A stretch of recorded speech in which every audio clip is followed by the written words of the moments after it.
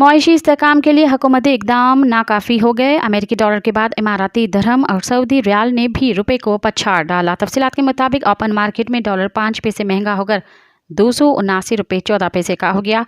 Euro 42 पैसे कम होकर 297 रुपये 93 पैसे पर आ गया। बरतानवी पाउंड की कदर में 1.74 पैसे कमी देखी गई है, जिसके बाद 340 रुपये 63 पैसे का हो गया। इमारती धर्म 2 पैसे इजाफे से 75 रुपये 72 पैसे का हो गया। ओपन मार्केट में सऊदी रियाल 2 पैसे बढ़कर 73 रुपये 96 पैसे का हो गया। स्टॉक एक्सचेंज में भी आज का दिन मनफी आशारियों पर ख़त्म हुआ। दिन भर उतार चढ़ाव के बाद 159 पॉइंट्स की कमी के साथ 100 इंडेक्स 72,601 पॉइंट्स पर बंद हुआ।